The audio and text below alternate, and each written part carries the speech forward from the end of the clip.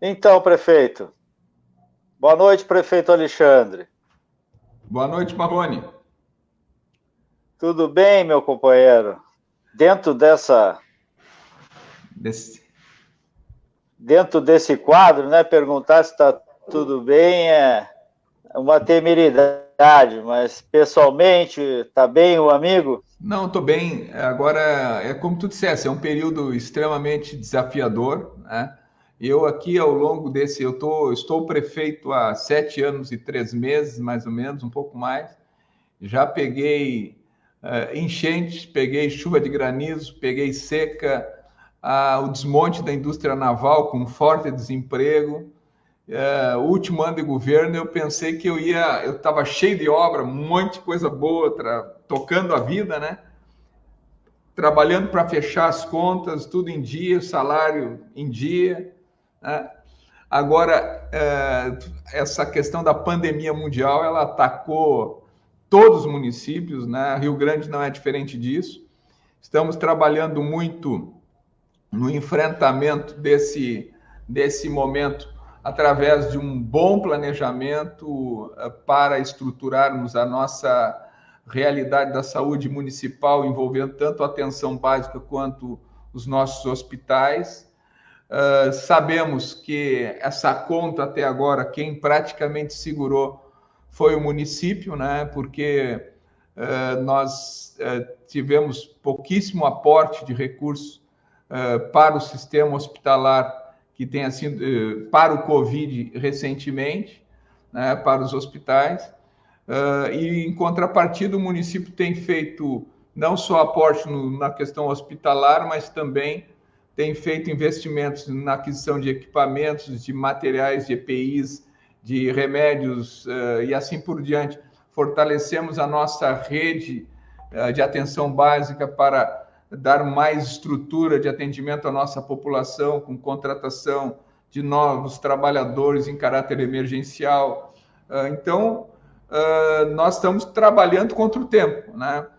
Qual é a leitura? Rio Grande tem 4 casos de Covid. Tá? E aí vem aquela fala, mas então se tem só 4 casos, então para que toda essa estrutura? Se tem 4 casos, eu diria que foi fruto do fato de que nós tomamos medidas já na largada. Né? Já no dia 18 de janeiro, Marrone, nós estávamos já reunindo setores da prefeitura e de fora da prefeitura para discutirmos estratégias de combate à Covid, envolvendo inclusive o nosso porto. Né? Na sequência, nós fomos indo de tal maneira que nós paralisamos as atividades escolares. Quando fizemos, alguns, mas isso é exagero. Não, nós fomos praticamente o primeiro município que parou as escolas, a rede escolar. E com isso, são 21, 22 mil estudantes, mais os trabalhadores em educação, né, que envolve professores, merendeiros, portaria. Ou seja, nós enxugamos. Na sequência veio a parada dos shoppings, dos bares, dos restaurantes, permitindo alguma coisa na questão do delivery, depois a proibição da aglomeração em praças e assim por diante. Com isso, o que a gente foi fazendo? Reduzindo a circulação de pessoas, né? Trabalhando na lógica do afastamento social. Depois fechamos praticamente todo o comércio, a construção civil também, mantivemos o setor portuário e a parte de logística e os trabalhos, esses serviços essenciais. Então, sabendo medidas drásticas, mas Rio Grande tem 4 confirmações de Covid, quando nós vemos em outras cidades, né, de outras regiões, cidades do mesmo porte, com 27, 28, com mortos, né? E dentro daquela lógica, quanto menor a circulação do vírus, quanto menor a infestação no meio da nossa comunidade, melhor vai ser a condição de capacidade para que os nossos hospitais possam ter chance de dar conta do recado. Sabendo que eu tenho um baita de um problema. Rio Grande, hoje nós liberamos o serviço por delivery para o comércio, em geral.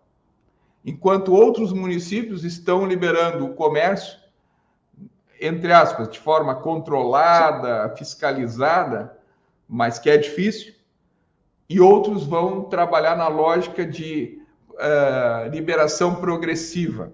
Né? Só que nós, Rio Grande não é isolado, não é uma ilha fechada do mundo. Rio Grande faz parte de uma região que engloba aí em torno de 23 municípios que fazem parte da Zona Sul, e que tanto as UTIs de Pelotas como as UTIs de Rio Grande é que vão receber a demanda das pessoas que estiverem com Covid e que chegarem a um cenário de gravidade, que precisarem de confinamento e assim por diante. Então, isso nos preocupa. Nós não conseguimos, tem que respeitar a autonomia dos prefeitos, cada um sabe qual é a decisão que toma dentro do contexto, mas a minha posição hoje foi de liberar a questão do delivery, como para o comércio em geral. Formei um comitê técnico também para discutir um processo de retomada da nossa atividade econômica e social no município do Rio Grande, mas de uma discussão ampla com secretarias dos setores da pesca, desenvolvimento primário, coordenação, planejamento, desenvolvimento, fazenda, gabinete de projetos especiais, envolvendo centro de indústria, CDL, Câmara do Comércio, envolvendo o Sindicato da Construção Civil, da mesma forma a representação dos trabalhadores através da CTB e da CUT, com representação do Instituto Federal, da universidade, né? Com essa macrocomposição, apresentarmos um projeto básico de reestruturar, projeto básico para ampliar a discussão, para nós nos prepararmos para a retomada da economia, mas sabendo qual o momento oportuno. E aí eu digo por que qual o momento oportuno. Eu vi vários lugares abrindo já o comércio, uns maior volume de horários, outros não, mas tem no artigo 45 do decreto do governo do estado, né? Ele fica ali no parágrafo 4º uma fala muito interessante para os administradores municipais. Ele diz o seguinte, lá pelas tantas: os estabelecimentos comerciais de que trata o caput deste artigo poderão ter sua abertura para atendimento ao público autorizado. Então, inicialmente o governador, na sua última manifestação, aliás, na penúltima, ele proibiu o comércio na região metropolitana, Porto Alegre, e na região da Serra. Depois liberou a da Serra. E nas demais regiões, está liberado. Não, olhem bem atenção o que eu vou dizer aqui, ó. Mediante ato fundamentado das autoridades municipais competentes, com respaldo em evidências científicas e em análise sobre as informações estratégicas em saúde, desde que observado, além do disposto em portaria da Secretaria Estadual de Saúde, os seguintes requisitos mínimos. O que eu quero dizer com isso? Quero dizer, Marrone, e para todos aqueles que nos acompanham, que a fala é muito clara. Olha aqui, ó, sou a favor que vocês podem abrir o comércio, desde que vocês tenham uma análise científica e informações estratégicas na área de saúde. Quais são as informações estratégicas que eu tenho? As informações que eu tenho é que o volume de UTIs no Rio Grande do Sul é de 1,56 para cada 10 mil habitantes.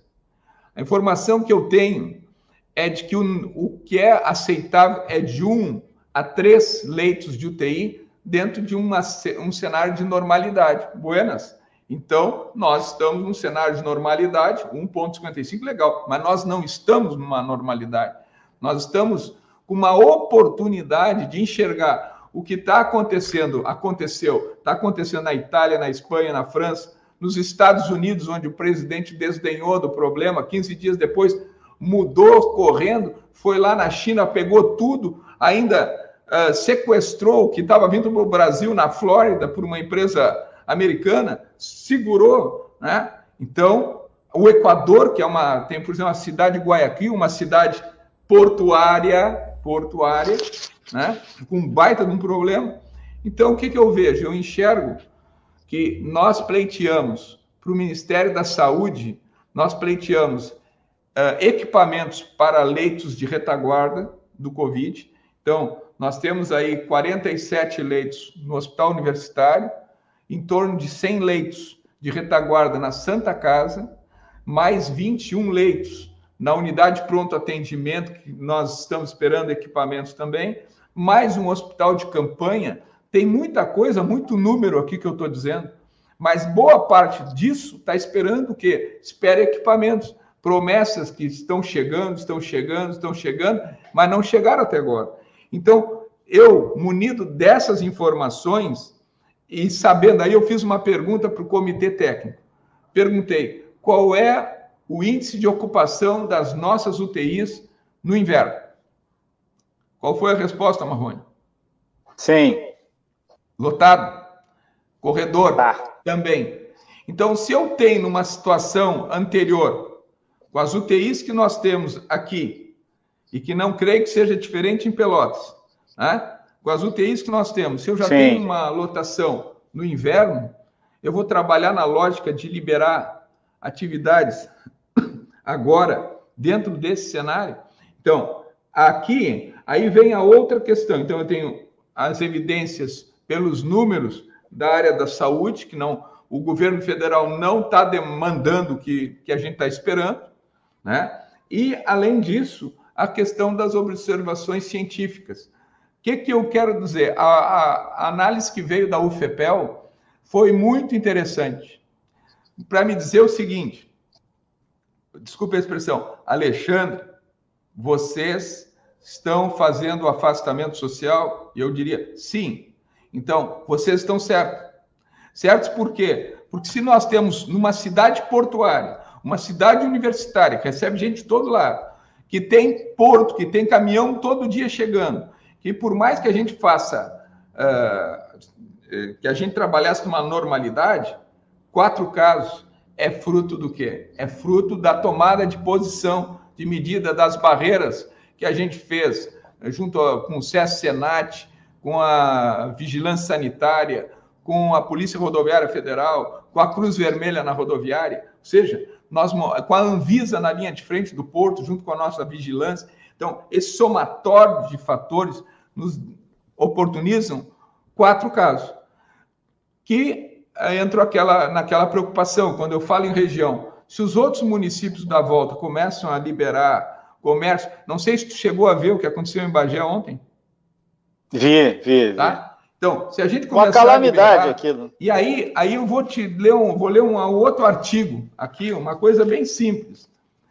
O inciso primeiro deste mesmo artigo, parágrafo que eu falei, determinação no ato da autoridade municipal de que trata este parágrafo, de observância pelos estabelecimentos comerciais das medidas indispensáveis à promoção e à preservação da saúde pública, em especial as estabelecidas no artigo 4º do decreto, a proibição de aglomerações e a fixação, mediante critério adequado, de número máximo de clientes no interior dos ambientes.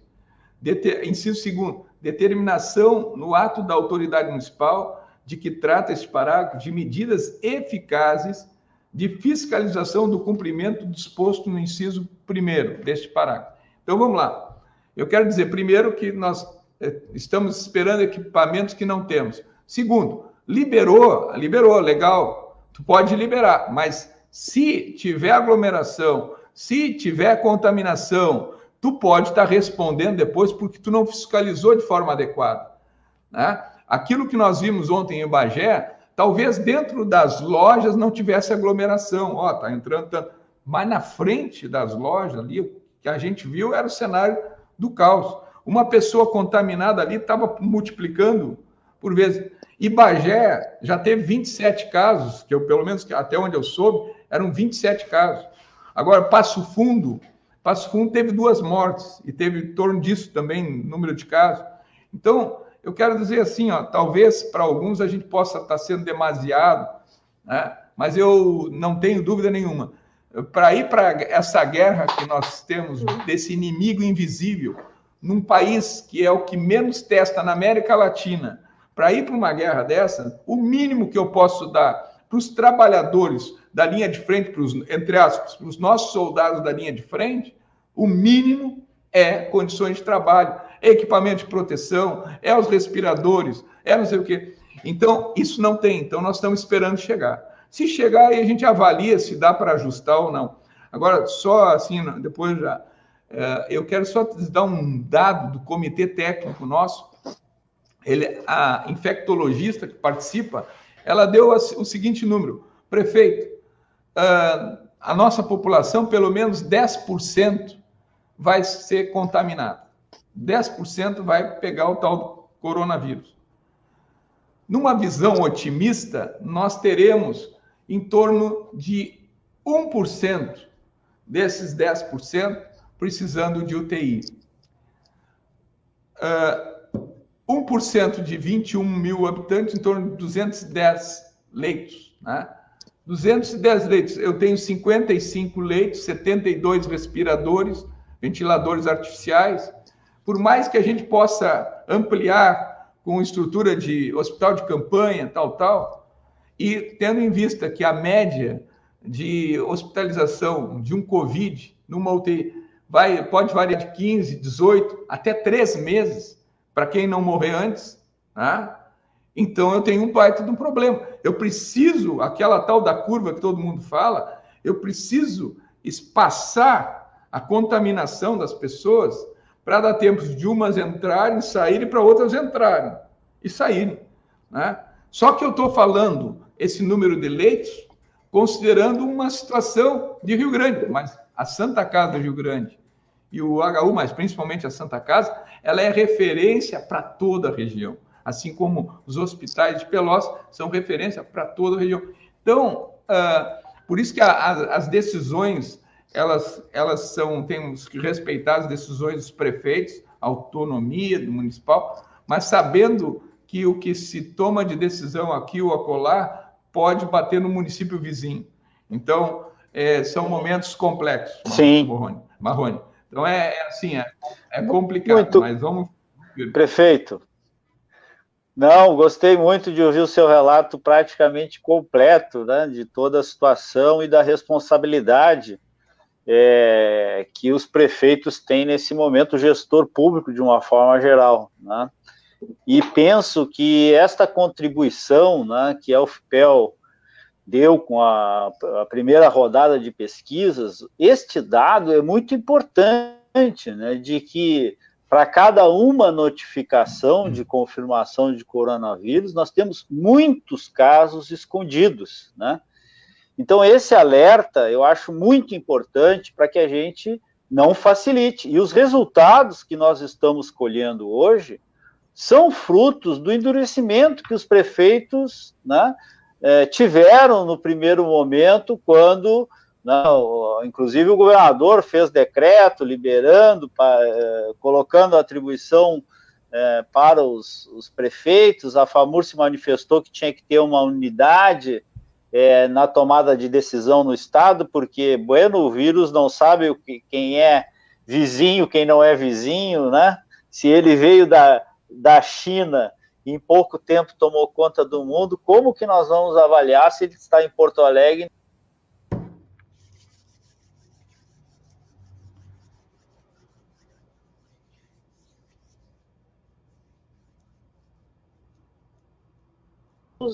Nós temos debatido, tivemos 3 grandes importantes reuniões com o governador, mais de 2 horas de reunião, e nós insistimos nesta ideia, né, nesta tese de que ele se baseasse no comitê científico, né, nas orientações técnicas, e que mantivesse um decreto orientador, assim, para todo o Rio Grande do Sul, enfim, né. E o que nós assistimos, enfim, nesse último ato do governador, é que o decreto dele não durou 24 horas, né? E aí, bom, eu fico questionando, será que as orientações científicas realmente valeram, ou valeram para dizer que não podia abrir o comércio na Serra, e depois, né, por uma decisão, talvez, política, então, abrindo este comércio na Serra. Então, nós estamos vivendo, assim, momentos de muita apreensão, né, momentos de muita, de pouco, digamos assim, de pouca unidade nas ações, né? Então, imagina o que foi esse decreto do prefeito de Bagé, que orientou que o comércio se concentrasse num turno único, ao invés de disfarçar as pessoas do comércio num horário mais dilatado para não ter aglomeração. Ele fez ao contrário, fez um turno único, as pessoas foram obrigadas a ir obrigadas não, mas se dirigiram ao comércio todas no mesmo horário, né? Então, é ao contrário daquilo que vem se pregando pela ciência, e esse é o debate também que tomou conta a nível nacional, né, nesta demissão do ministro Mandetta, que nunca foi um grande defensor do SUS, né? Foi sempre contra os mais médicos, enfim, eu fui deputado com ele, mas que nesta atuação da pandemia estava tratando o tema cientificamente, tecnicamente, como a orientação do corpo do Ministério da Saúde, que é muito, né, qualificado. Então, Alexandre, eu penso assim, olha, quando eu vi os primeiros números, né, desta pandemia, e os primeiros números apareceram em Rio Grande, apareceram em Bagé, eu fiquei imaginando, olha, né, esse tema de ser um porto, né, de ser uma cidade universitária, enfim, né, nós vamos ter que ter regras mais rígidas, né? E vi que o prefeito tomou atitude, e que, inclusive, foi um dos primeiros a fazer a desinfecção das ruas, parada de ônibus, tomar todas as cautelas, e hoje a gente vê o resultado. Inclusive, tem menos confirmados do que tem em Pelotas, né? Então, é uma situação, né, que, como bem disse o prefeito Alexandre, né, nós já vivemos essa experiência em outros países, né? E gestores municipais, como o de Milão, que fez uma campanha para não fechar, etc., depois ficou pedindo desculpa para as almas que já não estão mais aqui para ouvi-lo, né? E o Boris Johnson, primeiro-ministro da Inglaterra, também era um do que negava, dizia que era um exagero, né? Foi acabar na UTI, né? Esta mudança repentina do Trump lá nos Estados Unidos, e agora colhendo, né, o maior número de mortos do mundo, está concentrado ali naquela região de Nova York, ou seja, as estruturas de saúde que nós temos, né, e aqui, nós, depois da PEC da morte, como a gente chamou, da emenda constitucional que congelou os recursos da saúde, da educação, da Seguridade Social, o SUS perdeu 20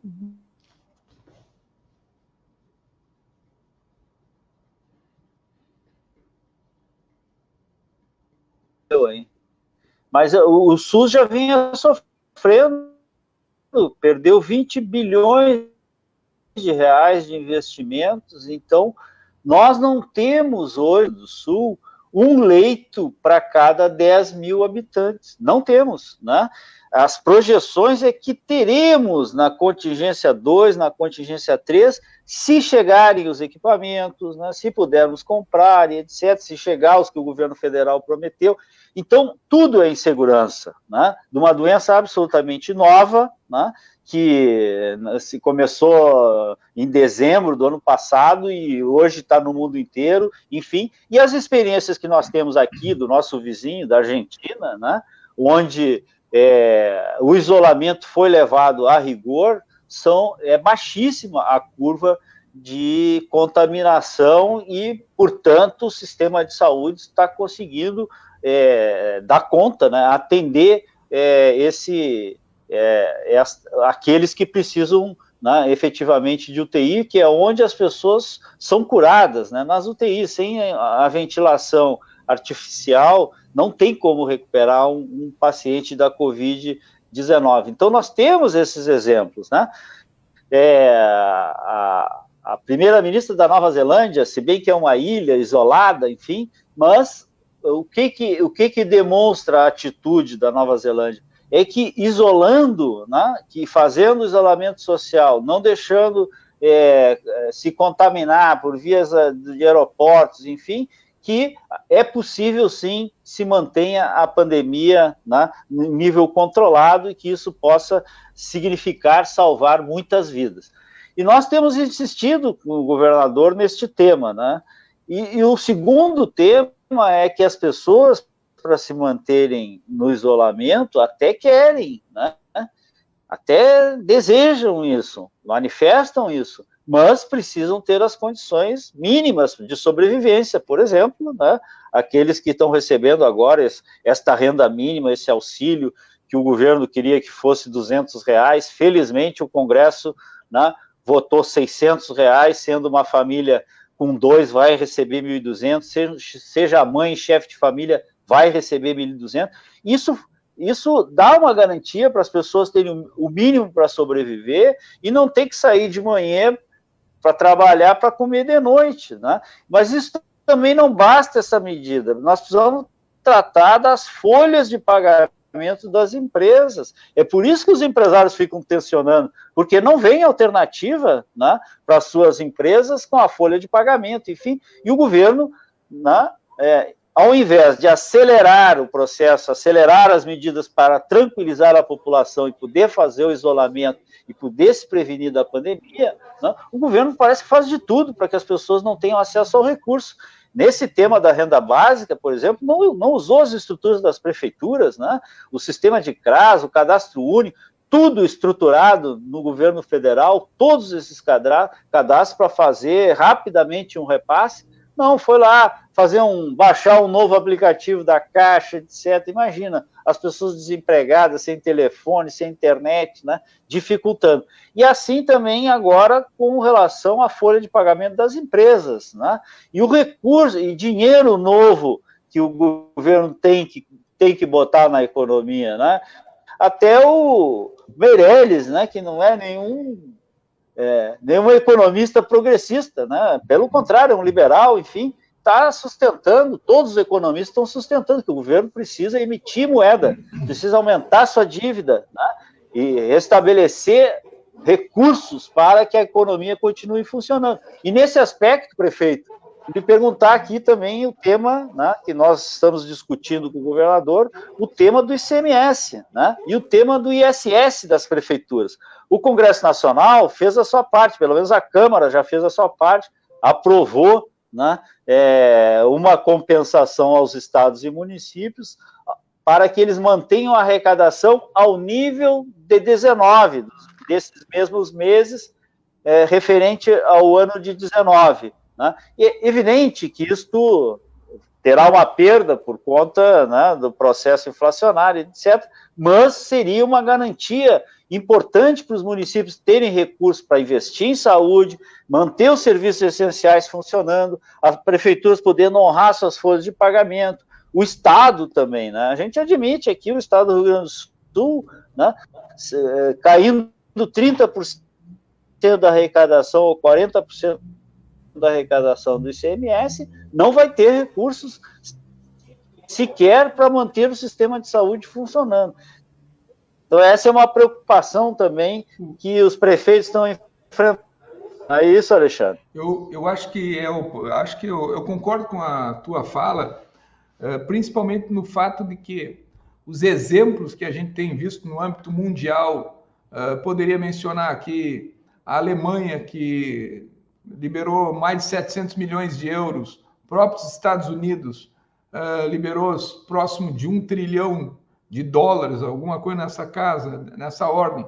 A Inglaterra, a Espanha, a própria Itália, ou seja, o bloco europeu está trabalhando na liberação de recursos. Por quê? Porque nós, dentro desse contexto de pandemia, de crise, nós precisamos a injeção de recursos na economia para não quebrar da quebradeira geral, seja no setor privado ou no setor público.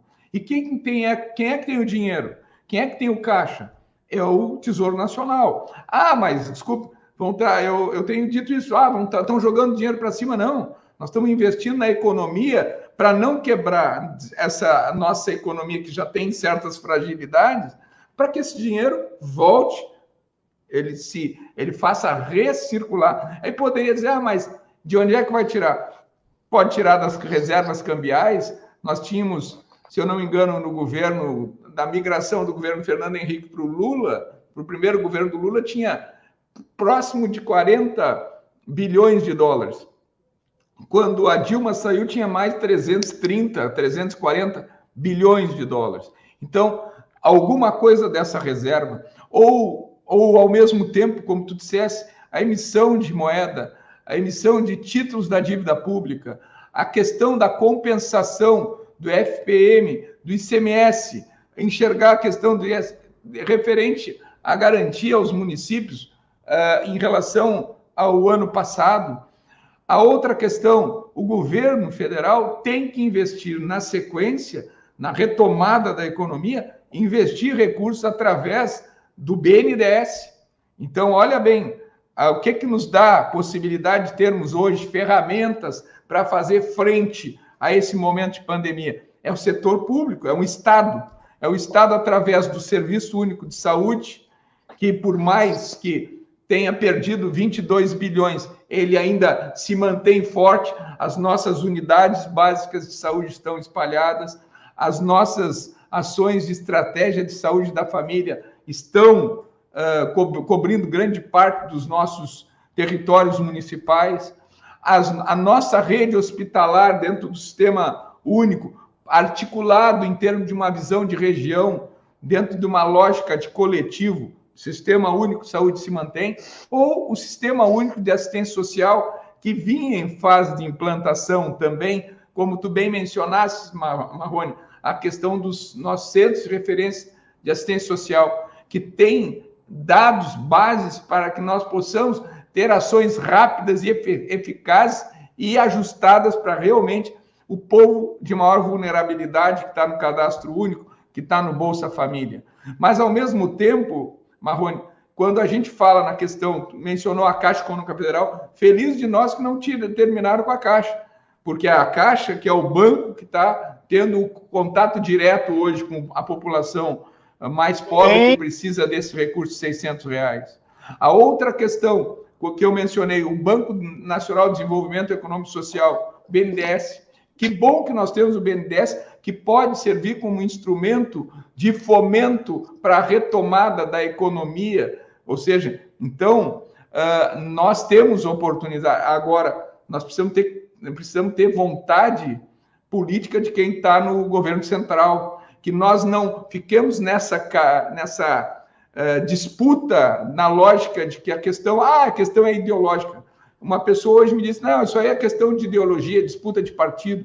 Não, a questão não tem disputa ideológica nesse momento. O que tem é defesa de uma posição científica, né? Nós estamos, toda vez que os homens foram contra, eu escutei isso esse dia e eu achei perfeito. Todas as vezes que os homens foram contra a ciência, o resultado não foi tão bom. Né? Então, e mais, eu quero agradecer a oportunidade, infelizmente, com a tragédia dos outros, mas eu agradeço a oportunidade de a gente poder enxergar o que está acontecendo lá. Mesmo os grandes líderes das grandes potências, né, mundiais, e aí menciono os Estados Unidos, hoje o gigante Estados Unidos está com mais de 20 mil mortos, mais de 100 e tantos mil contaminados, e há 15, 20 dias atrás, o líder dos Estados Unidos desdenhava em relação à questão da Covid, dizendo que todo mundo tem que trabalhar. Mas quem é que morre mais? O exemplo que está acontecendo nos Estados Unidos, quem é que está morrendo mais? São os negros do Brooklyn. E agora, a informação de ontem ou de hoje, agora a informação é de que chegou na Rocinha, não é verdade? Ou seja, a população, se eu vou dizer assim, mas na Espanha, na Itália, na França, na Inglaterra, eles são um país que tem problema de nutrição, tem problema de saneamento, tem problema na rede de saúde, tem problema na economia, problema todos têm. Mas eu acredito que a nossa realidade seja não tão boa quanto a deles, em termos de saneamento, em questão nutricional. Então, esse discurso de força, de que tem que trabalhar, o afastamento social é um ato de solidariedade, é um ato de amor ao próximo. Eu escutei um sobrinho meu, eu estava fazendo referência, liguei para um sobrinho meu que mora em Stuttgart, na Alemanha, ele e a família estão confinados. E ele dizia, tio, eu agora estou usando máscara na rua quando tenho que sair, e tio, uma frase que eu escutei que me cativou foi a seguinte: eu uso a máscara por ti e tu usa a máscara por mim. Que não é um ato de individualismo, eu estou querendo proteger, não, é uma maneira de ser solidário para proteger a vida dos outros. Por isso que aqui em Rio Grande nós não conseguimos ainda, mas nós estamos defendendo mesmo a máscara caseira, que as pessoas usem. Né? Eu sei que é meio chato, tem que botar aquele negócio aqui, me atrapalha, tem que superar isso, porque é uma maneira de nós diminuirmos a proliferação do vírus. E qual é a outra solidariedade quando a gente faz isso? É ser solidário com o povo da saúde, que está no fronte.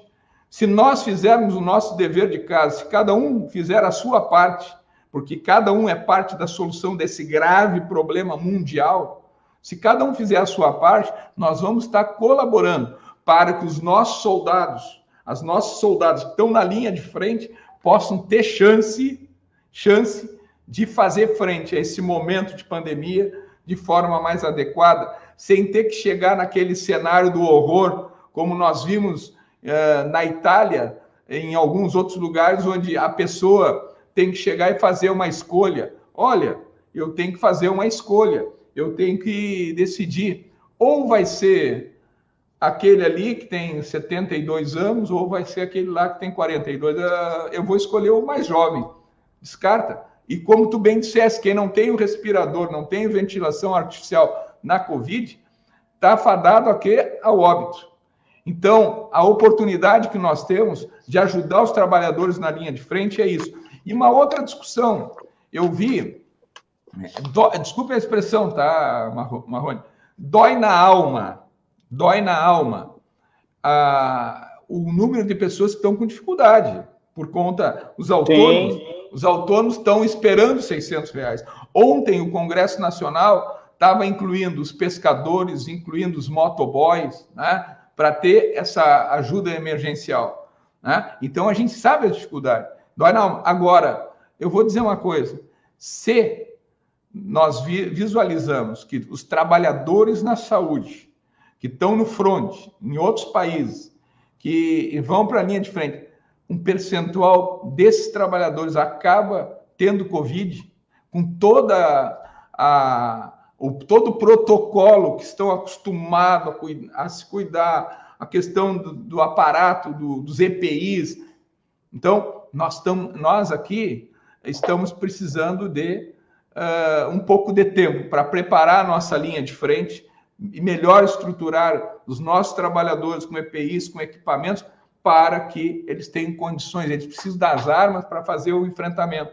E a outra questão do barbeiro, do salão de beleza, tá? Tem muita gente que vive disso, e muita gente. Então, nós precisamos ter celeridade, não burocracia, nós precisamos ter celeridade para o dinheiro chegar na mão das pessoas, para as pessoas poderem ter condições de fazer as suas compras, poderem comer. Aqui em Rio Grande, nós compramos 20 mil sacolas econômicas, olhando para o cadastro único. Estamos com uma grande campanha, e aí de todo o problema grave a gente tira coisas boas também. A coisa boa que eu posso afirmar em relação à nossa realidade é uma rede de solidariedade. A Rede Acolher, que é formada por muitos voluntários, muitas entidades, tem feito a diferença junto com a prefeitura. A solução não é pela prefeitura. A prefeitura, junto com a sociedade, está se mobilizando através da doação através de vaquinha eletrônica, através da doação nos supermercados, dentro da campanha Seja Mais, doando um alimento não perecível. E também, aí eu falei do BNDES, falei da Caixa, falei do SUS, do SUAS. Feliz de nós que temos hospitais estruturados pelo SUS, feliz de nós que temos universidade e Instituto Federal que podem estar trabalhando com seus laboratórios para produzir álcool, para produzir isso, aquilo. E agora, aqui em Rio Grande, a Prefeitura está adquirindo 500 testes rápidos por parte do governo federal. Nós estamos comprando 1.500 testes rápidos e a universidade, com o apoio de empresários, está comprando equipamentos e reagentes e vai produzir 12 mil testes, 4 mil testes rápidos, 8 mil testes sorológicos.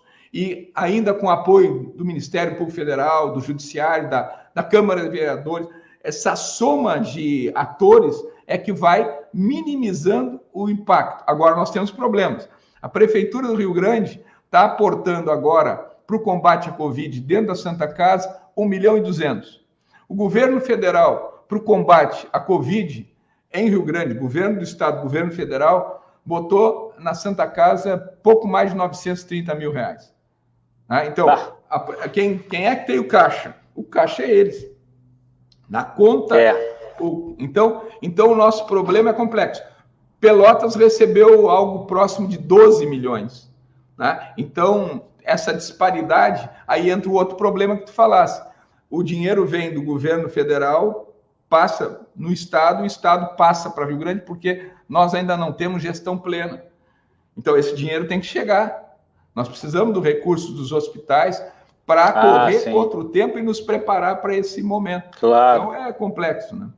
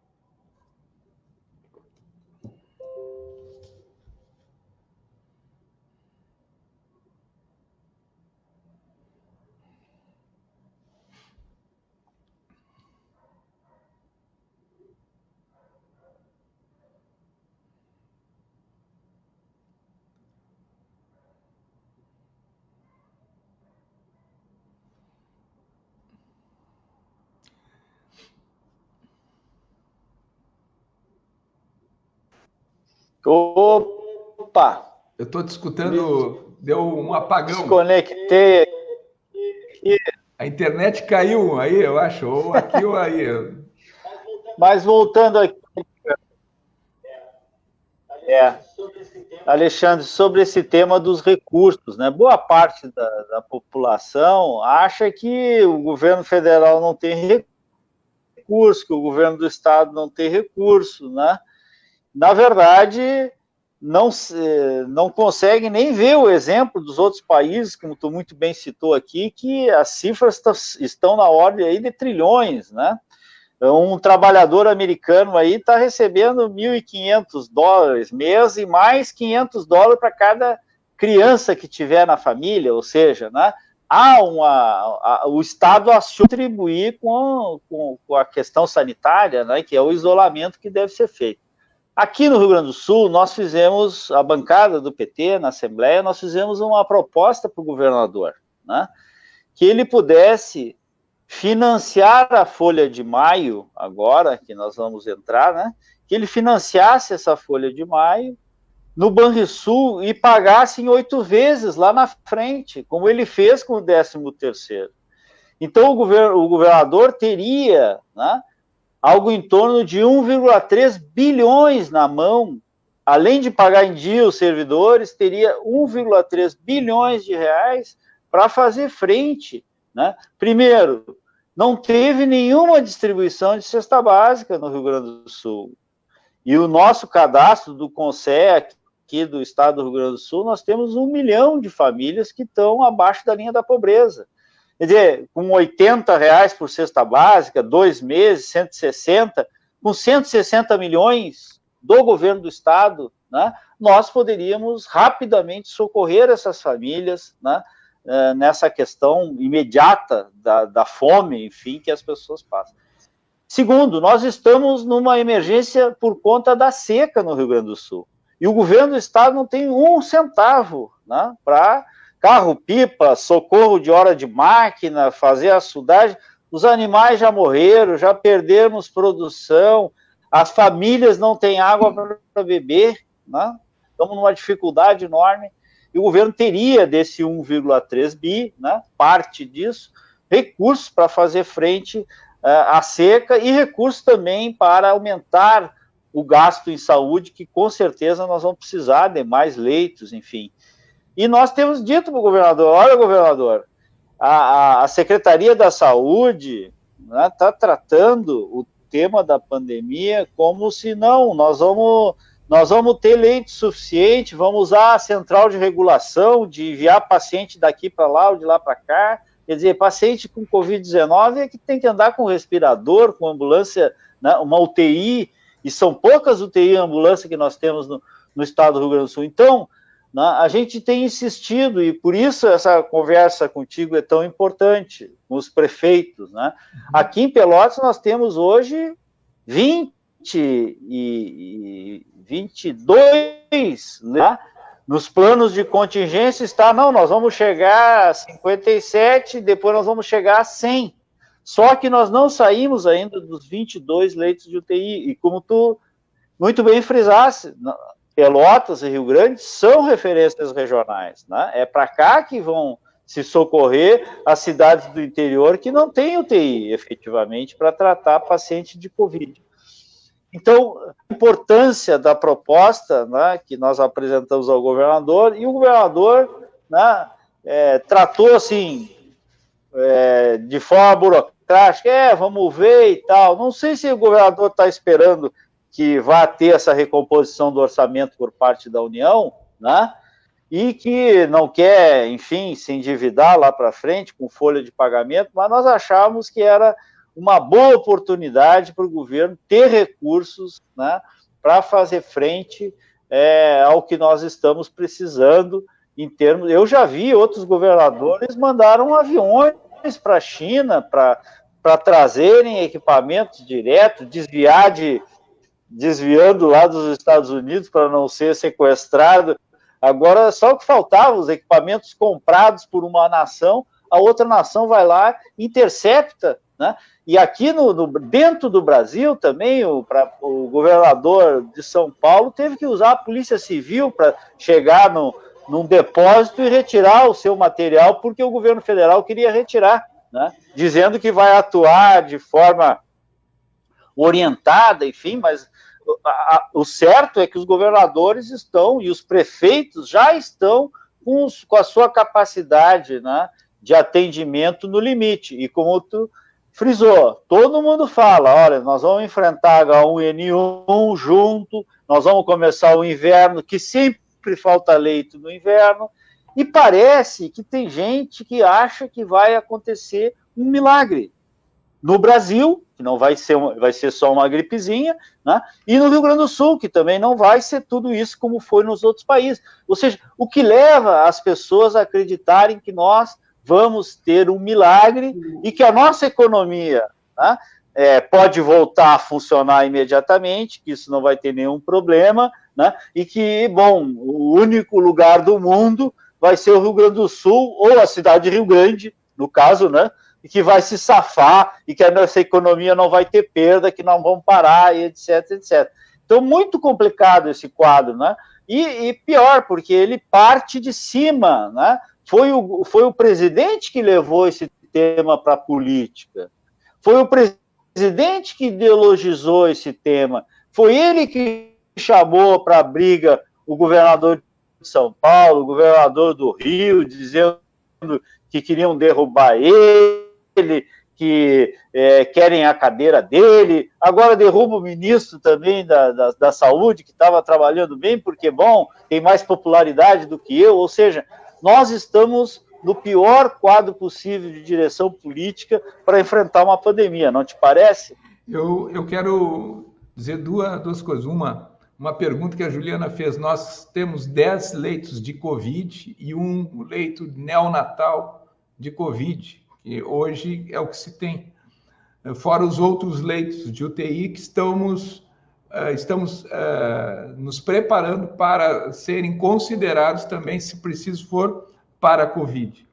Mas, dentro daquele cálculo que eu te apresentei, ele é insuficiente. Agora, com relação a essa questão do presidente da República, cada um tem as suas crenças, né? Eu tenho a minha crença, eu quero dizer que eu acredito em Deus e enxergo esse momento como Deus tendo olhado para o Brasil e dado uma oportunidade para o Brasil. Te prepara, Brasil. Te prepara, enxerga o que está acontecendo, porque vai chegar aí. Nós estamos tendo oportunidade. Infelizmente, nessa disputa, nessa linha de força, né, nós estamos perdendo um tempo precioso, seja no sentido de abastecer a nossa população, segurar a economia na nossa população, enxergando, inclusive, os micros, pequenos e os médios empresários, porque dentro do Congresso eu tenho ciência de que está lá um projeto tramitando para alguma alternativa de 2 salários mínimos para cada trabalhador que tiver, com a garantia de que não demita o trabalhador enquanto perdurar a pandemia. Então, tem alternativas que estão sendo enxergadas para aí, né? Mas também não ficar naquela dicotomia de que quem defende o afastamento social é contra a economia. Não, é equivocado, porque quanto mais rápido nós passarmos por essa pandemia, quanto menos gente infectada, nós conseguirmos espalhar esse negócio, quanto menos gente infectada, mais rápido nós vamos poder retomar a economia. Quanto mais gente infectada, quanto mais gente empilhando corpos, o que aconteceu em Guayaquil, para ter uma ideia, e vamos dizer assim, eu não sei se tu chegou a ver, deve ter visto, Marrone, dia 17 de março foi o primeiro óbito reconhecido no Brasil de Covid. Hoje, são mais de 2.000. Daqui uma semana, eu não tenho dúvida, infelizmente, que vão ser mais de 4.000. Guayaquil, Equador, reconhece 400 mortos de Covid. Só com um detalhe, em Guayaquil, que estão empilhando gente nas ruas, porque não consegue, o sistema de saúde não consegue, o sistema de funerário, de casas fúnebres do Estado não conseguem dar conta de enterrar tanta gente. No ano passado, nesse período, morreram 1.000. Esse ano, no mesmo período, morreram 6.000. Morreram por quê? Por que mudou? Então, a conta da subnotificação, porque não tem testagem, e aí eu acrescento, o Brasil é um país que menos testa na América Latina, né? Isso nos coloca diante de um cenário de um inimigo invisível, que a gente não consegue. Para tu fazer frente a ele, pelo menos, a gente precisa ter condições de enxergar para, a partir daí, ter dados para a tomada de decisões. Né? Para a tomada de decisões, a gente precisa ter dados. Então, nós estamos trabalhando dentro de um cenário invisível.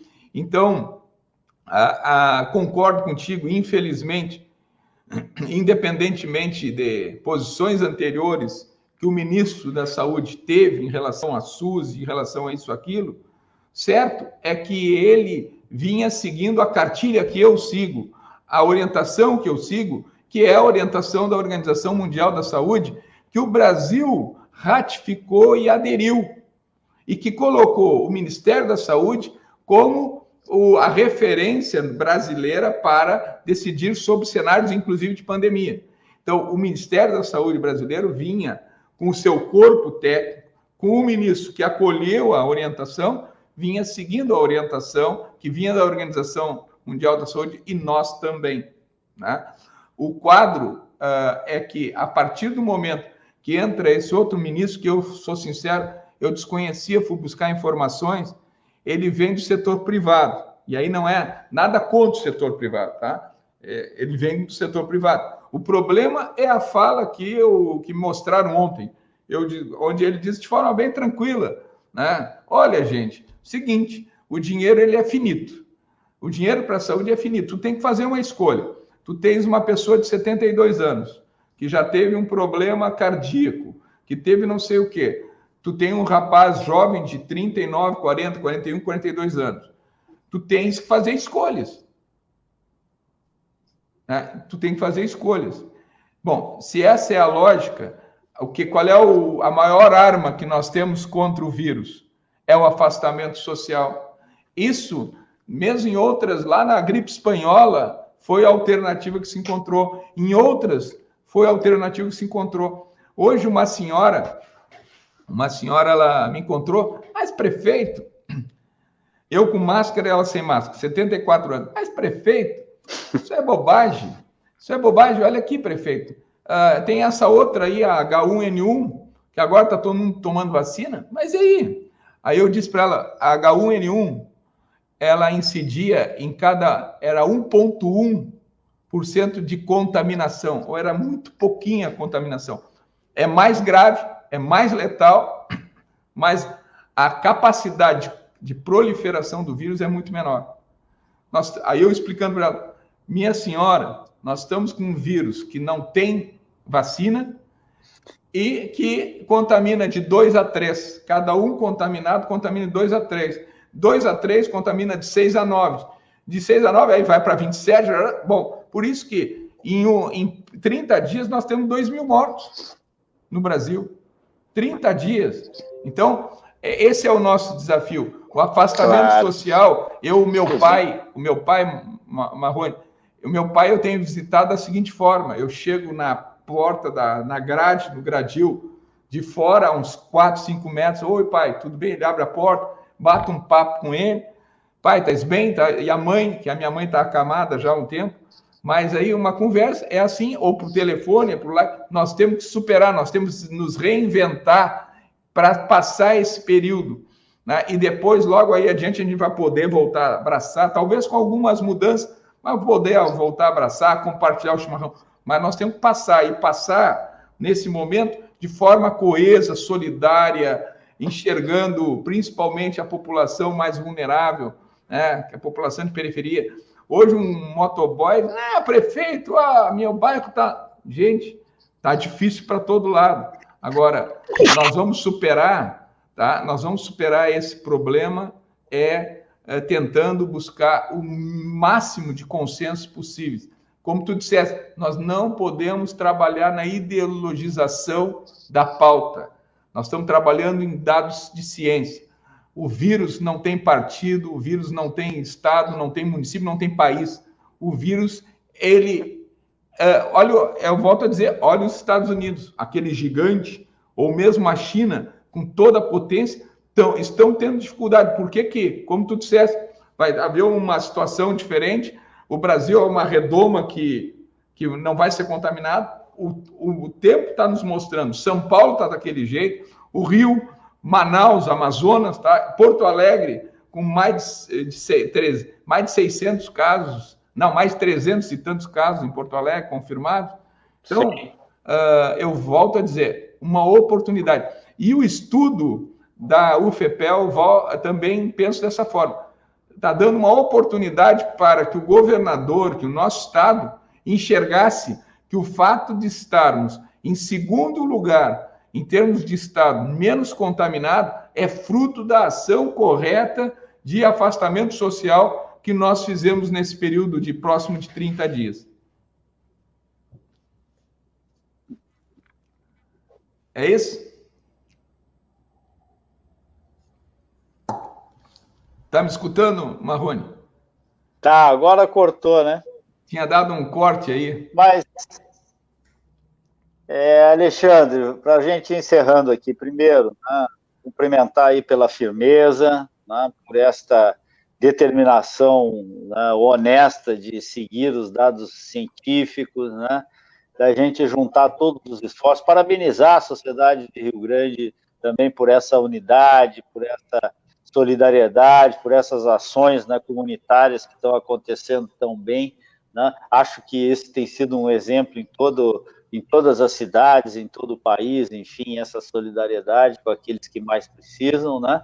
E o teu otimismo aí, que certamente, né, nós vamos passar, do qual eu comungo também, nós vamos passar por esse momento, e quanto mais rápido a gente passar, mais rápido a gente vai retomar, né, a qualidade de vida, retomar os negócios, retomar a economia, né? O Brasil já não vinha bem antes da pandemia, né? Nós já havíamos quebrado ali em janeiro, e isso vai dificultar cada vez mais a economia para nós, mas eu tenho certeza que a gente, enquanto, né, esse povo aguerrido, nós vamos conseguir superar esse momento de dificuldade aí e viver dias melhores.